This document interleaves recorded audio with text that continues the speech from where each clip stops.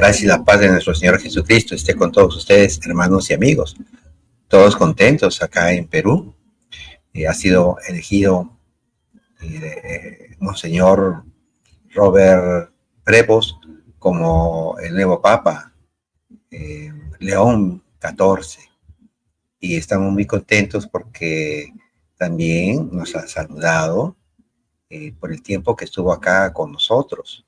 Bueno, yo no lo he conocido, pero las amistades de acá de mi sitio, en el norte del Perú, Sullana, algunas están compartiendo con mucha alegría el haber tenido este conocimiento, esta relación de amistad, o haberlo conocido al Monseñor Robert Prevost, ahora León XIV. Que el Señor Dios Todopoderoso lo ilumine, lo fortalezca, lo guíe y lo proteja en esta gran misión de pastor de las ovejas y los corderos de su iglesia católica y apostólica.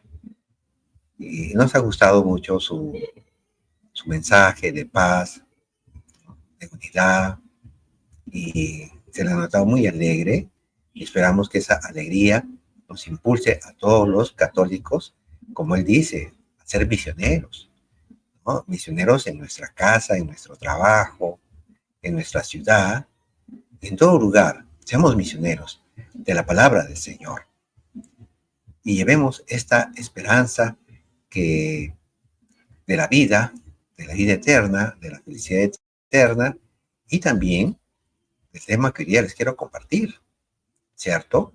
De dejarnos enseñar por Dios, por Cristo, ¿no? Que nos va a decir algo extraordinario, algo que parece irracional, que nos va a decir que Él es el pan vivo bajado del cielo. Y el pan que yo daré, dice Él, Cristo, Dios, es mi carne. Y también dice que su carne es verdadera comida. Para muchos, esto es algo que no entra en la cabeza humana. Para algunos es locura, para otros es canibalismo. Para los católicos, no, porque Cristo, que es Dios Todopoderoso, Él puede hacer milagros impensados, sobrenaturales, que escapan a la cabeza del ser humano, al entendimiento del ser humano. Ahora, también tenemos que ver nosotros que sí, el hombre necesita pan, necesita vestido, necesita educación, necesita, sí, divertirse. Es verdad, el hombre necesita el pan del día. Y Cristo nos enseñó ahí en la oración del Padre Nuestro a pedir por nuestras necesidades materiales. Pero también Cristo nos ha enseñado que no solo de pan material vive el hombre.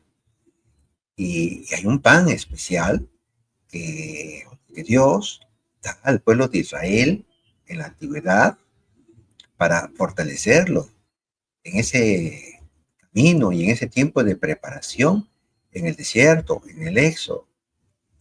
Y ese pan, ese alimento, el maná, como dice ahí en Juan 6:49, sus antepasados comieron el maná en el desierto, pero murieron físicamente y estuvieron a la espera espiritual en el lugar de los muertos del Mesías que venía a traernos la resurrección y la vida eterna.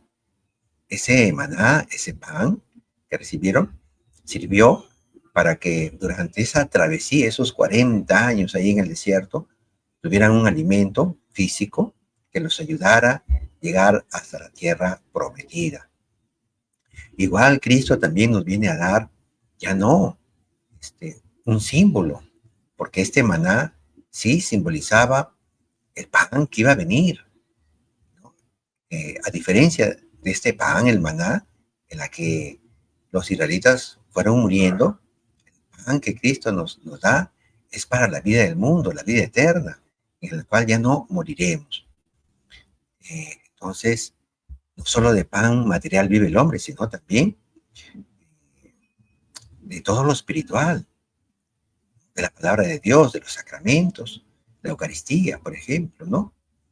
Ahora, por supuesto, Al creyente se le pueden dar símbolos o simbolismos, ¿no? Visiones, parábolas, narraciones, para hacer comprensiva una enseñanza, una doctrina, ¿no? Un concepto teológico profundo. Pero recordemos que estas parábolas no son la realidad misma de las cosas. Son enseñanzas, ideas como signos, para mostrarnos una realidad verdadera, concreta y profunda. Bueno, de algo que es cierto, de algo que es real.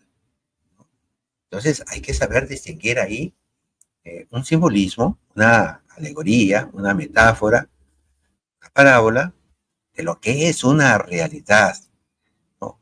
Por ejemplo, un milagro, caminar sobre las aguas, ¿no? O un sacramento, el bautismo, que nosotros quizás no vemos esa transformación interna de la persona, así como, por ejemplo, nosotros no vemos pasar la energía eléctrica en los cables, en los fusibles, pero vemos que está pasando la energía eléctrica y que tiene unas consecuencias, la luz, la calor, la fuerza, etcétera. Pero nosotros no podemos ver esa electricidad. Así también un celular emite unas ondas que nosotros no podemos ver, pero podemos hablar y podemos tener una imagen de una persona. Bien, entonces ahí hay una diferencia entre una parábola, ¿no? Y la literalidad de un mensaje, ¿no? A diferencia de las parábolas que Cristo enseñó, por ejemplo, la del hijo pródigo, la del buen samaritano, la de las perlas, eh, la de el sembrador y las semillas, el de la red, ¿no? La levadura de los fariseos. En todas ellas, o en muchas de ellas, cuando no entendían los apóstoles la enseñanza que se quería transmitir, ellos le pedían una aclaración. Pero cuando viene esta enseñanza de Cristo, Dios, sobre la Eucaristía, el pan por el cual Cristo nos va a dejar su carne, ya no le van a pedir explicaciones. Ya ellos entendieron que se trataba de algo literal, de repente sí, chocante, duro, pero a tal punto que muchos de sus discípulos lo abandonan, se quedan ahí los 12, a los cuales Cristo también los va a retar. Ustedes también quieren dejarme, ¿cierto? Bien, entonces estamos ahí ante una enseñanza, no una metáfora, sino ante una realidad teológica concreta que Cristo nos está enseñando. Sabemos pues que por la revelación divina, tenemos personas y cosas espirituales reales. Dios es una persona espiritual real. El cielo, el infierno, los ángeles, ¿no? Los demonios. Y también se realizan actos como el exorcismo, porque hay posesiones demoníacas. Y en esos casos ya hay testimonios, hay evidencias que han quedado registradas en parte de la iglesia y personas pues que dan sus testimonios. El pecado, también esa es otra realidad espiritual, ¿no? Invisible a la vista, pero por sus consecuencias lo notamos, por la maldad de la persona. Un violador, un ladrón, un adúltero que comete infidelidad y hace sufrir a las personas, drogadicto, etcétera, ¿no? Etcétera. Y también tenemos hostias sangrantes, hostias consagradas, ya convertidas en el cuerpo y la sangre de nuestro Señor Jesucristo. Cristo ha venido del cielo y nos ha revelado su doctrina, una doctrina que para muchos, ¿no? Muchos católicos que se separaron de la iglesia y empezaron a formar iglesias también cristianas, se fueron llenando de unas ideas alejadas de lo que Cristo nos va a enseñar. Él nos va a decir, el pan que yo daré es mi carne y es verdadera comida. Pero nosotros los católicos nos dejamos guiar por lo que dice el Padre. Ahí, por ejemplo, en Lucas capítulo 9, versículo 35, en la que cuando se transfigura Jesús, ahí en la nube, en la que sale una voz que dice, este es mi Hijo, mi elegido, escúchenlo. Palabra del Señor, gloria a ti, Señor Jesús. Escúchenlo, escuchen su enseñanza. Y eso es lo que quiero hoy día compartirles, esta enseñanza del Evangelio siguiente.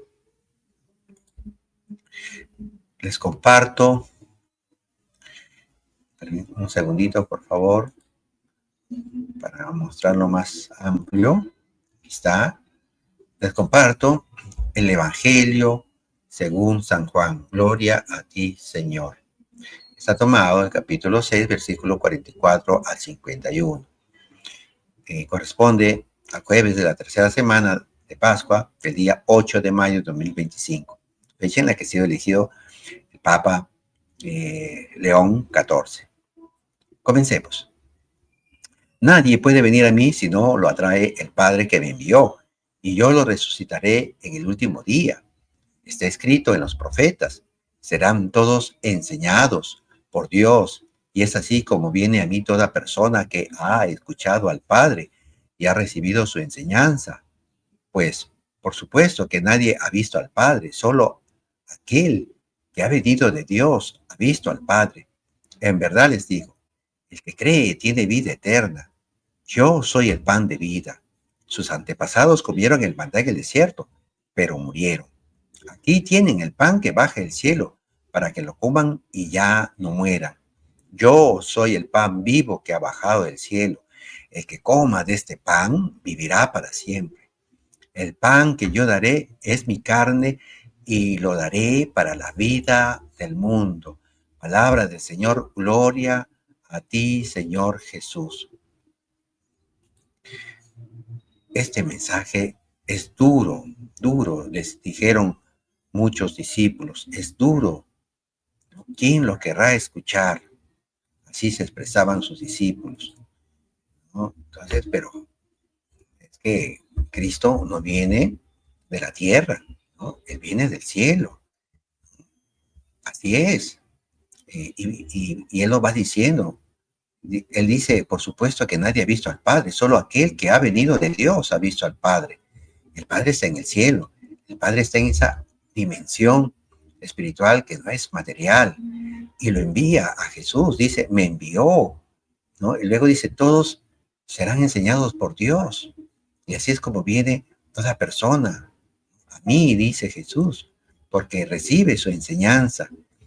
Entonces, ¿cómo podemos ir a Jesús y no recibir esta enseñanza? El pan que yo daré es mi carne y lo daré para la vida del mundo. Es difícil de creer. Recordemos aquel diálogo magisterial que tiene Jesús con Nicodemo. Él, pues, también era de los maestros judíos. De ahí habían, de los maestros judíos, habían de los saduceos, de los fariseos. Y Jesús le va a empezar a hablar de un misterio espiritual, que es el del bautismo, y que por el bautismo renacemos, o sea, volvemos a nacer, ya no en lo biológico, sino en lo espiritual, ¿no? En la vida, nacemos en la vida divina por la gracia del agua y del espíritu, ¿no? El agua que va a simbolizar ese baño, ese lavamiento de nuestros pecados, y junto con el Espíritu Santo, pues recibimos esta gracia de nuestra salvación, ¿no? De la sanación de nuestra alma, del pecado original y de los demás pecados que hayamos cometido. Esto es pues una realidad espiritual, y así hay otras realidades espirituales, ¿no? Que sobrepasan nuestro entendimiento humano, nuestra inteligencia, y algunos la rechazan, a pesar de que Cristo nos ha mostrado signos y ha hecho señales, milagros, de que es Dios Todopoderoso. Ya había convertido el agua y vino en las bodas de Caná. Había caminado sobre las aguas. En el Antiguo Testamento vemos que las aguas del río Nilo se convirtieron en sangre. Cristo puede hacer todos estos milagros. Ha resucitado a personas y ha resucitado él mismo con su poder, en unión con el Padre y el Espíritu Santo. Pero nosotros somos seres humanos. No podemos esperar comprender todas las realidades celestiales que Cristo nos habla. Y en un momentito más que les voy a dar lectura de un texto muy precioso, ¿no? Nosotros tenemos que acogerlo con humildad y tener fe en lo que nos dice Dios, en lo que nos está diciendo Cristo, nuestro Señor. Entonces ahí se refleja nuestra humildad en las enseñanzas de nuestro Señor Jesucristo. A ver, vamos a ver este texto. A ver, vamos por aquí. Ya, este texto está tomado de Juan, del capítulo 3, del versículo 6, que Jesús nos está dando este discurso del bautismo en el Espíritu Santo con agua. Ambos, ¿no? No una cosa ni otra cosa, sino los dos es el bautismo. Juan capítulo 3, versículo 6 en adelante. Lo que nace de la carne es carne, y lo que nace del Espíritu es espíritu. No te extrañes de que te haya dicho, necesitan nacer de nuevo, desde arriba. Aquí presten atención a lo que nos va a decir Jesucristo sobre temas espirituales. Y lo va a decir y lo va a explicar a través de algo material, el viento. Nos dice, el viento sopla donde quiere y tú oyes su silbido, pero no sabes de dónde viene ni a dónde va. Eso nos pasa a nosotros. Hasta lo podemos sentir en nuestra piel. Podemos escuchar su silbido y no lo podemos ni siquiera coger. No lo podemos aprender al viento, pero existe. Esa es una realidad material con la cual Jesucristo, a través de esta metáfora, de esta parábola, el viento que sopla, nos está mostrando una realidad espiritual. Nos está enseñando Cristo una realidad espiritual. Continuemos.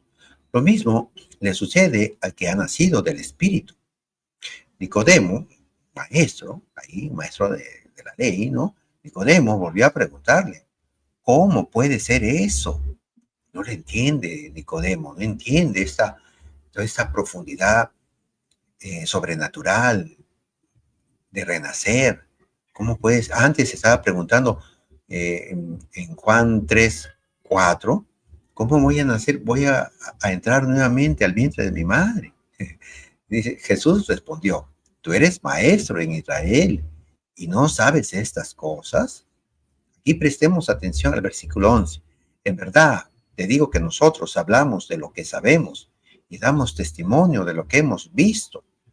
Cristo da testimonio de lo que viste en el cielo, de todas esas realidades del cielo.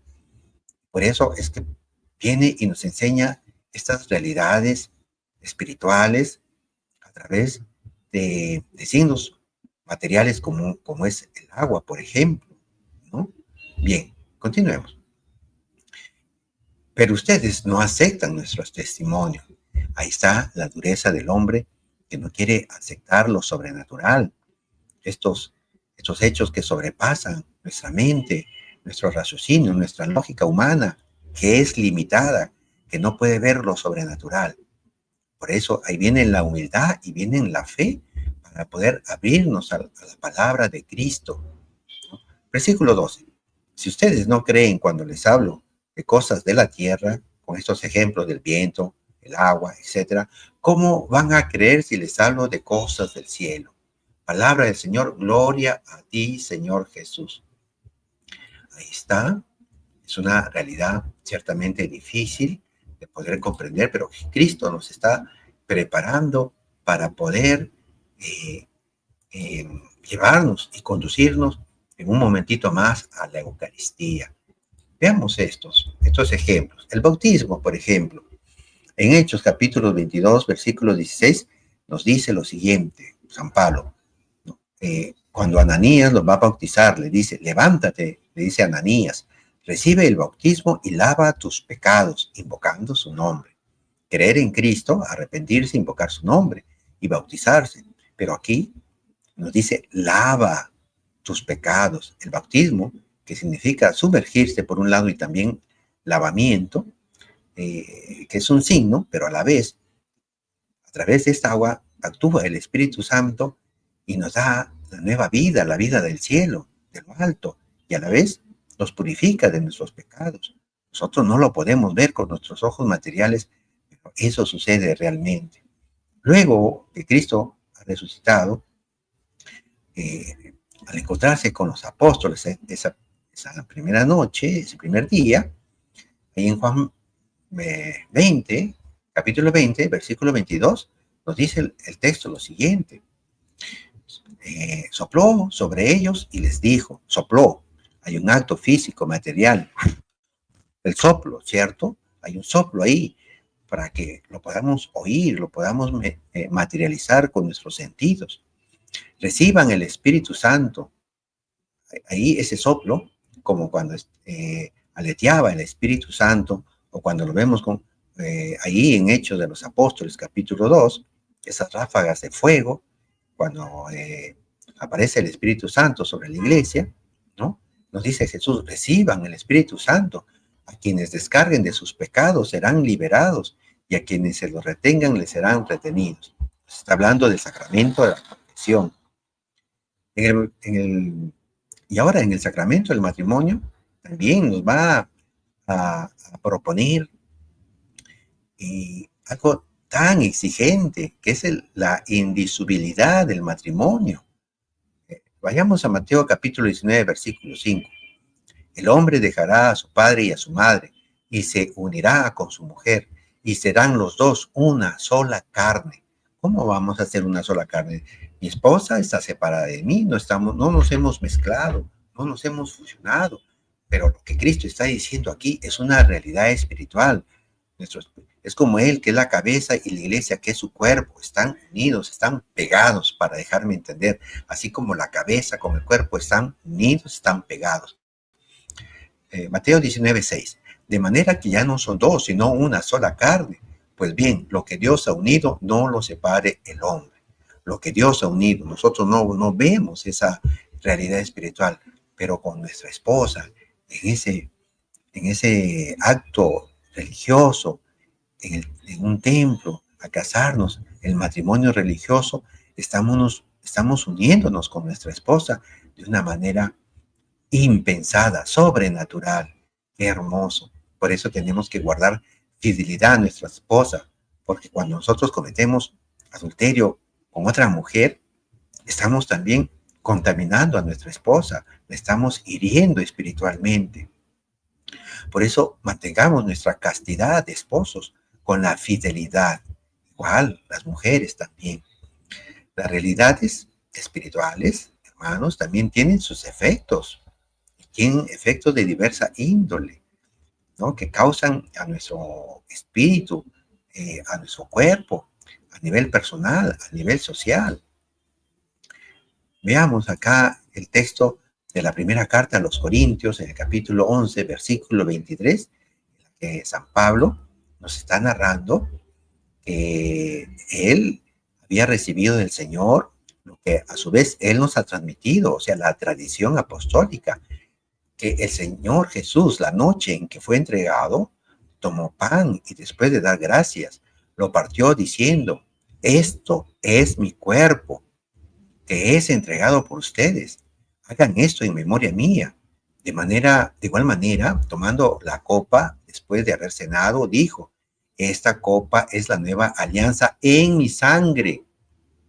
Le está diciendo aquí, esto es mi cuerpo, ¿no? Está diciendo, esta copa es la nueva alianza en mi sangre. Cuerpo y sangre nos está dando en la última cena.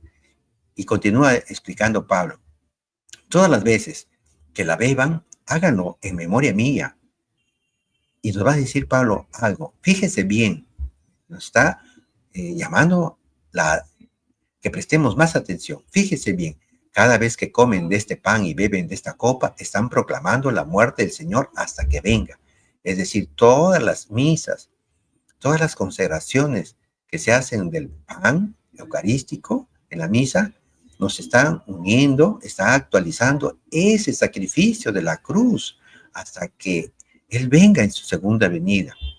Pero aquí vayamos a lo siguiente. Versículo 27.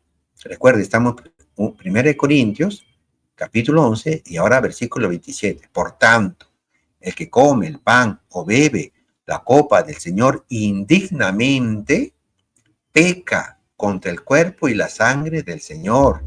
Es decir, lo que se ha bendecido, el pan y el vino, que se han bendecido, se han convertido ya en el cuerpo y la sangre del Señor.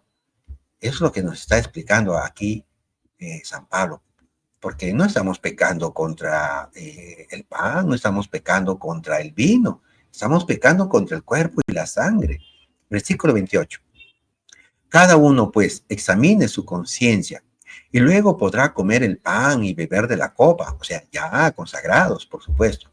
Versículo 29. El que come y bebe indignamente, es decir, que está en pecado mortal, nadie puede acercarse a comulgar en pecado mortal, come y bebe su propia condenación por no reconocer el cuerpo. No está diciendo ahí por no reconocer el pan, sino el cuerpo. Y el cuerpo del que se está hablando en todo este pasaje es el cuerpo de nuestro Señor Jesucristo. Versículo 30. Y aquí vienen las consecuencias. Y por esta razón, varios de ustedes están enfermos y débiles. Algunos han muerto. Es decir, caer en pecado también tiene sus consecuencias, tanto físicas como espirituales. Hay enfermedades que a veces no tienen una explicación. No hay una explicación física o científica o médica, pero vienen de causas espirituales, de pecados. Y dice el texto también, y algunos han muerto. Es decir, el pecado mortal causa la muerte espiritual de la persona, así como Adán, que comió lo que se le prohibió, pero no murió físicamente, porque se le había advertido que el día que comiera de ese pan, de ese árbol de la ciencia del bien y del mal, moriría, pero no murió físicamente, pero sí espiritualmente. Entonces, de eso se trata, ¿no? El fruto, el árbol que es Cristo. Entonces, ahí recuerden que Él es la vid, ¿no? Y ahí están las figuras que Jesús nos va a enseñar. Versículo 31. Si nos examináramos a nosotros mismos, no seríamos juzgados de caer en estos pecados. Entonces, hermanos, hay unas realidades a las cuales Cristo nuestro Señor nos viene a enseñar que tenemos que estar atentos y humildes y tener fe para escucharle y dejarnos atraer, ¿no? Dejarnos atraer por el Señor, dejarnos enseñar por Dios, por Cristo, nuestro Señor, ¿no? Así como no podemos ir a Jesús si no nos atrae el Padre, dejemos nosotros atraer por el Padre. Dejemos que su gracia divina actúe en nosotros y nos abra esta mente a veces obcecada por el pecado, por el racionalismo, el materialismo en el que hemos caído.